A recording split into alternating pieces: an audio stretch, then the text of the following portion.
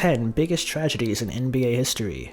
Number 10. Ricky Berry. Berry was the 18th overall selection of the 1988 NBA Draft, taken by Sacramento Kings following a standout career at San Jose State University. He enjoyed a solid rookie season, averaging 11 points per game while seeing an average of 22 minutes per contest, but his first season would also be his last. Following the season, Berry was found dead from a self-inflicted gunshot wound just a few weeks before his 25th birthday. Berry had a promising career ahead of him, and his suicide came as a shock to teammates who had seen no signs of trouble in Berry. Number 9. Terry Furlow. Furlow was coming off of his best season as pro in 1980, having just completed a season in which he averaged 13.9 points and 3.9 assists by the age of 25. His pro career would be cut short, however, as Furlow was involved in a fatal car accident while driving on the I-71 in Ohio. Furlow, who had been out partying with his former teammates, had Valium in his bloodstream, and 3 beer cans were found in his car at the time of the crash, according to MLive.com. Furlow is still considered one of the best players to ever come out of Flint, Michigan, a hotbed for basketball talent that has produced many Michigan State stars. Number 8. Eddie Griffin.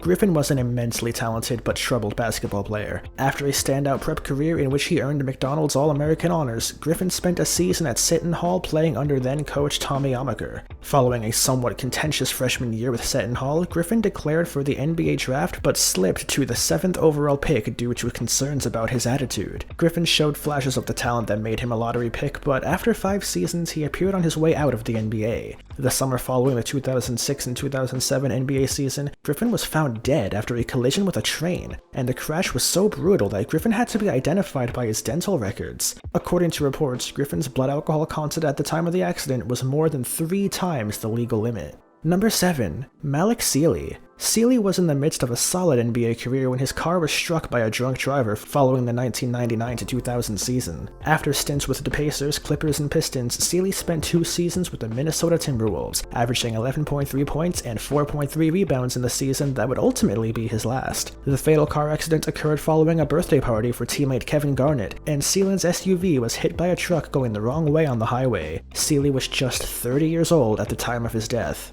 Number 6. Maurice Stokes. Stokes was one of the most talented young players in the NBA in the 1950s, as he was named to 3 consecutive All-Star teams and was an All-NBA selection in 3 consecutive seasons as well. Stokes averaged 16.4 points per game and 17.3 rebounds, leading the team in the former during his rookie season in 1955-56 with the Rochester Royals. Unfortunately for the Stokes and the NBA, the brilliantly talented forward was knocked out during a game, suffering a head injury that later resulted in him having a seizure that left him paralyzed. Stokes worked diligently in physical therapy and was able to communicate by blinking, and was cared for by his friend and teammate Jack Twyman. Though he made some progress in physical therapy and regained some movement, his condition worsened and he passed away 12 years after the accident at the age of 36. The NBA recently named an award in his honor, the Tywin Stokes Teammate of the Year Award, in 2013. Number 5. Bobby Phills. Phills was in the midst of a successful NBA career when an automobile accident cut it short in January of 2000. According to a police report filed after the accident, Phills and Charlotte Hornets teammate David Wesley were both driving erratically at speeds in excess of 75 miles per hour when the fatal accident occurred, with Wesley ultimately being charged with reckless driving. Phills was having a productive season at the time, having averaged 13.6 points per game before the accident took his life at midseason. Number 4. Pete Maravich. Pistol Pete was one of the best scorers in the history of the NCAA, and his incredible ball handling skills made him a true joy to watch throughout his career. He owns the highest per-game scoring average in the NCAA history at 44.2, which is astounding even before considering the fact that there was no 3-point line in the NCAA game at the time. Maravich's pro career was somewhat disappointing, and he struggled in post-retirement before eventually turning to evangelical Christianity. At the age of 40, Maravich died of heart failure while playing a pickup basketball game in California. It was later discovered that Maravich was missing his left coronary artery, leaving his right coronary artery to be significantly enlarged due to having to compensate for the missing artery. Number 3. Hank Gathers.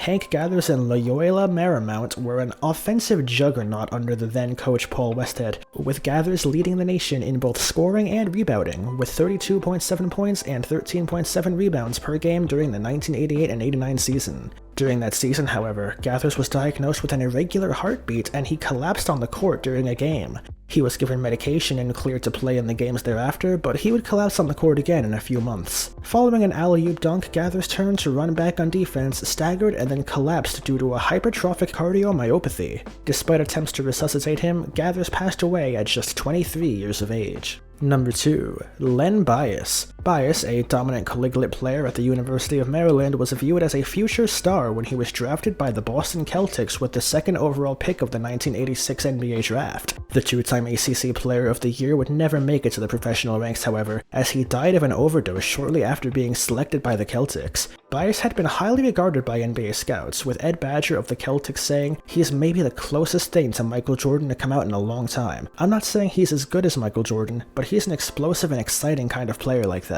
Number 1. Reggie Lewis. Before Lewis passed away in 1993, he seemed poised to make the Boston Celtics transition from the Bird-Mikhail Parrish era a successful one. The Celtics captain was coming off a season in which he averaged 20.8 points, 4.3 rebounds, and 3.7 assists, and he had recently earned his first All-Star appearance in 1992. Lewis, however, collapsed and died during a workout at Brandeis University on July 27, 1993 due to hypertrophic cardiomyopathy, an event that may have been foreshadowed when Lewis collapsed during a playoff game against the Charlotte Hornets 3 months earlier.